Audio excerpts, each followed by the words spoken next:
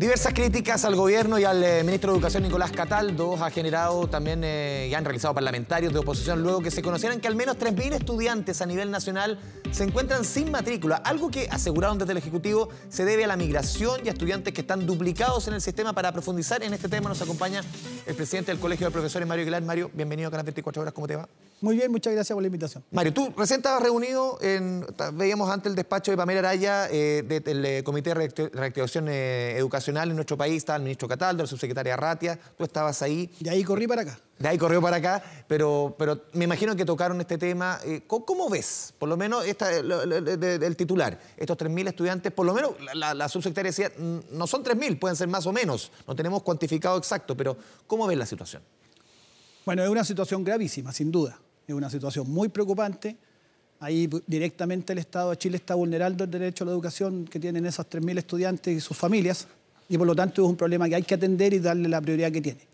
Ahora, lo que sí quiero hacer notar es que usted sabe que yo soy bastante sin pelo en la lengua para referirme al ministro. Aquí mismo en otras entrevistas he sido bien crítico y a la gestión del Ministerio de Educación. Con este y otros ministros también. Con este y otros ministros, sí. En eso yo no tengo amarres ni ninguna cosa. Pero en este caso en particular me parece injusto responsabilizar a esta gestión de un problema que tiene larga data y que responde a una política de Estado, a una inexistencia, más bien dicho, de política de Estado respecto a la planificación de construcción de colegios y de planificación en general de la proyección de la matrícula.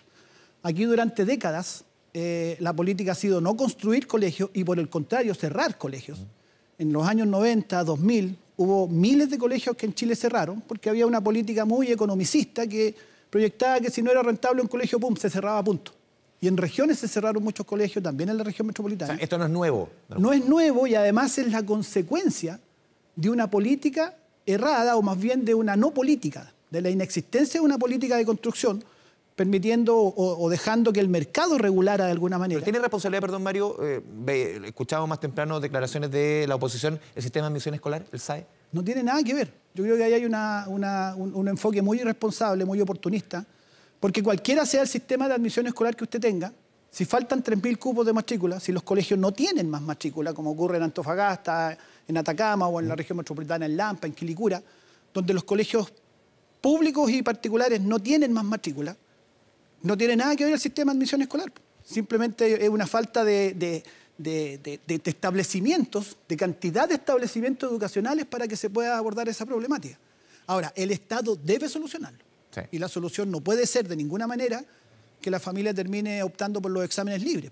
El gobierno, recién escuchaba a una subsecretaria Ratia, ha dicho, o decían, 1.700 por lo menos alumnos que están duplicados, es decir, están en 2 colegios. Migración, elemento que lo mencionamos en la presentación de esta entrevista. ¿Cómo encuentras o cómo analizas las explicaciones que ha dado la autoridad? Yo creo que esos factores influyen, sin duda. Hay errores administrativos que eso sí es responsabilidad de ellos. Eso no debiera ocurrir, que hubiera duplicación de datos, eso debiera el sistema automáticamente corregirlo. Si un alumno finalmente opta por una distinta matrícula a un colegio que le asignaron, eso automáticamente el sistema debería eliminarlo. Ahí hay una deficiencia sin duda. Y la migración, si bien es cierto, es un fenómeno que no es tan...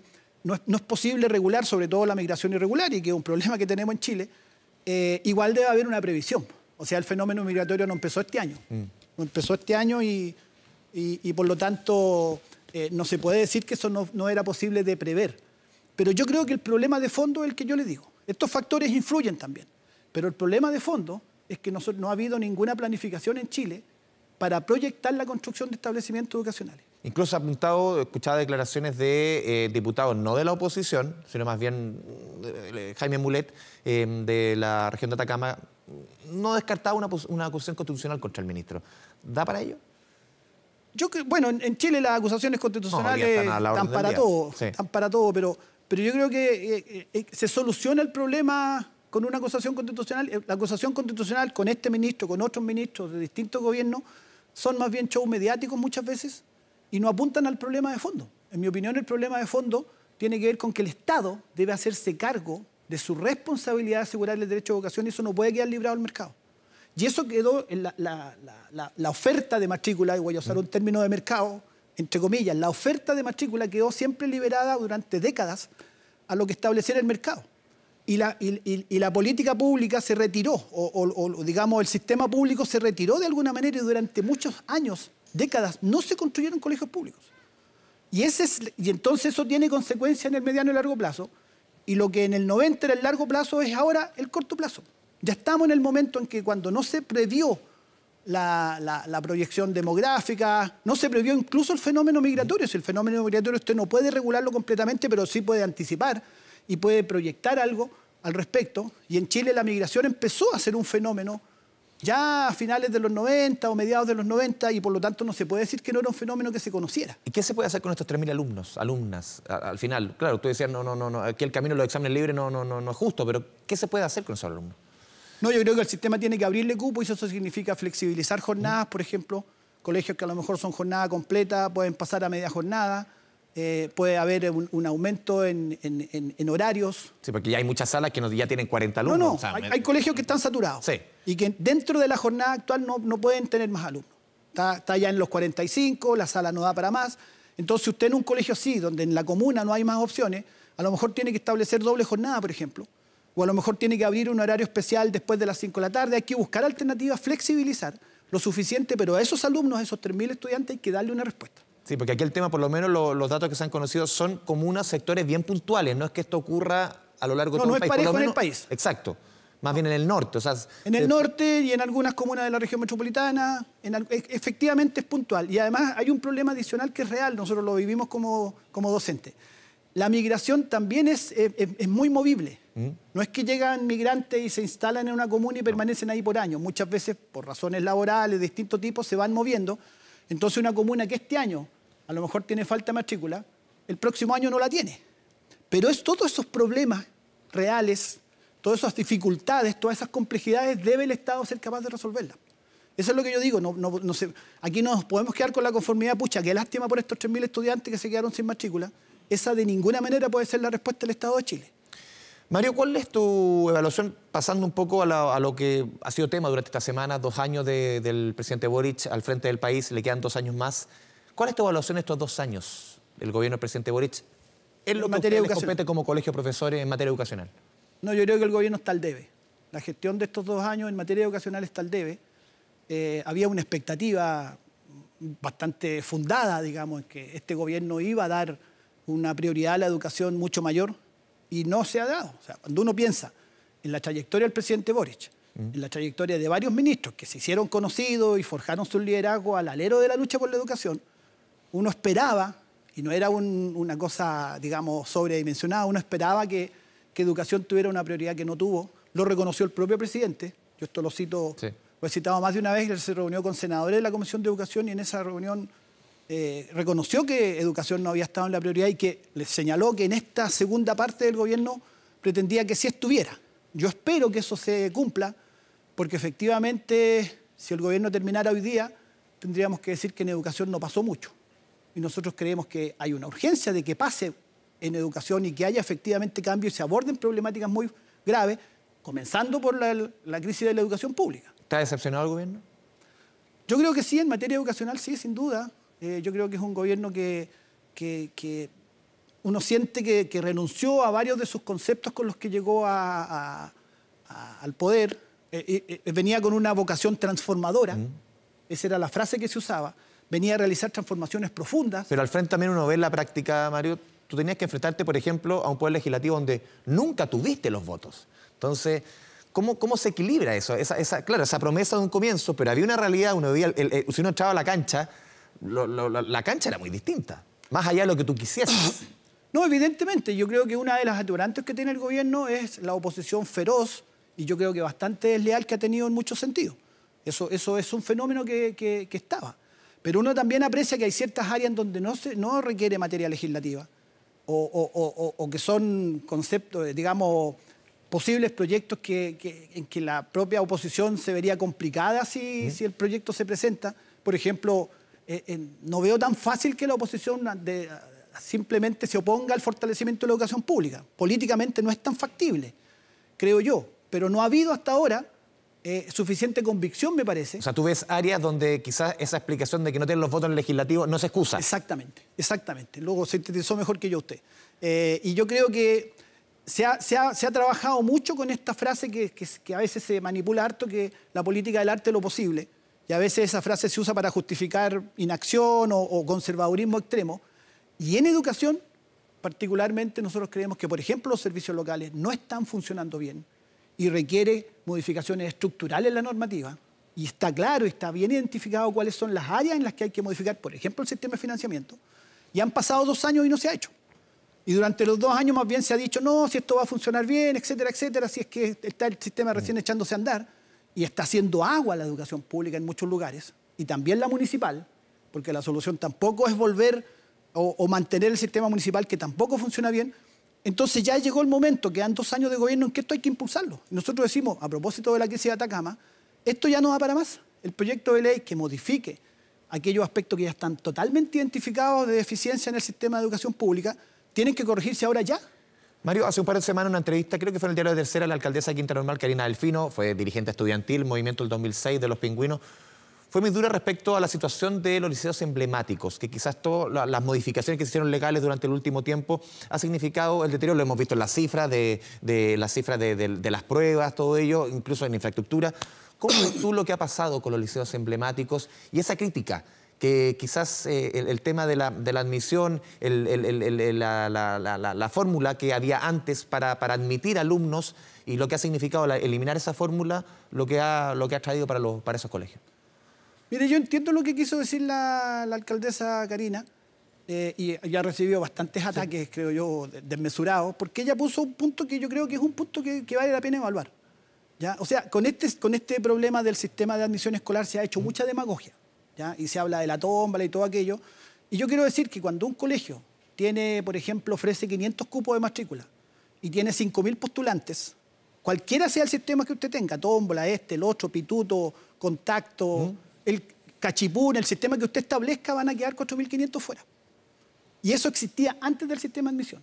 Y tiene que ver con el problema de que hay unos pocos colegios que tienen, o algunos colegios específicos que tienen altísima demanda, mientras otros colegios tienen... Pero aquí se elegían a los mejores resultados, los mejores estudiantes, más que por un algoritmo, por la fórmula que tú quieras. Había un sistema de selección que era las notas y tenía muchos aspectos discriminatorios. También corría harto el pituto, se lo voy a decir con mucha claridad. Si alguien tenía contacto con el alcalde de la comuna, prácticamente su estudiante aseguraba matrícula. Y eso cambió. Y el sistema de admisión escolar tiene deficiencia. Y yo creo, habiendo la evaluación ahora, que respecto a los liceos emblemáticos tal vez pudo tener eso mucha más gradualidad y no ser tan de golpe y porrazo, que el sistema cambió radicalmente, porque son colegios que tenían una tradición de una cierta impronta, una impronta academicista. Tú dices, pero una gradualidad hacia eliminar completamente ese hacia sistema. La eliminación de la selección, pero con una gradualidad mucho mayor. Porque desde la oposición se está planteando ahora una contrarreforma. Exactamente, se está planteando casi una vuelta a cero. Sí. ¿Ya? Y yo lo veo difícil porque esos colegios ya cambiaron, pero sí yo creo que efectivamente hay que evaluar que en cierto sentido eso tuvo un impacto negativo. Pero le quiero dar un dato. Los alumnos que entraron por nuevo sistema de admisión escolar todavía no dan la prueba PAES. Ninguno de ellos, porque el sistema empezó a regir, digamos, recientemente, ninguno ha llegado todavía a rendir la prueba PAES. Entonces, cuando dicen, estos colegios bajaron el puntaje en la PAES por el sistema de admisión escolar nuevo, eso es falso. Sí, pero uno mira la PSU, la anterior, sí, el deterioro y los números así lo ejemplificaban. No, por eso le digo que no tiene que ver con el sistema de admisión escolar, ese deterioro, porque los alumnos que entraron con el nuevo sistema aún no rinden la prueba de selección universitaria. Ni la PAES, menos la PSU, obviamente. No han llegado a cuarto medio todavía esos estudiantes. Entonces, lo que le quiero decir es que es un problema más estructural el de esos colegios. No es solamente un problema que tiene que ver con el sistema de admisión, aunque yo estoy de acuerdo con el debate que plantea, que creo que es un debate que hay que dar y que hay que revisar y hay que analizar.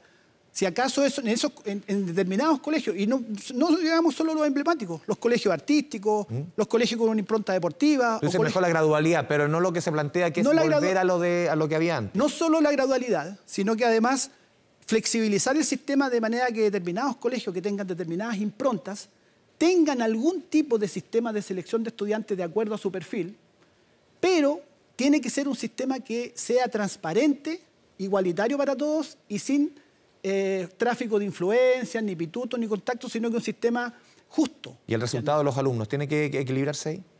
Claro que sí, por supuesto. Las notas, que queden en ciertos colegios que queden los mejores. Si el colegio tiene esa impronta, ¿sí? Si el colegio tiene esa impronta, yo creo que el sistema tiene que flexibilizarse, pero esa, comillas, competencia por los cupos tiene que ser transparente y en igualdad de condiciones para todos. Si las notas es un factor, será un factor, porque ese colegio considera que las notas son un factor y la familia sabe que el colegio tiene esa característica y por lo tanto postula a su hijo a ese colegio. Pero ese sistema no puede ser el sistema antiguo, que era muy opaco.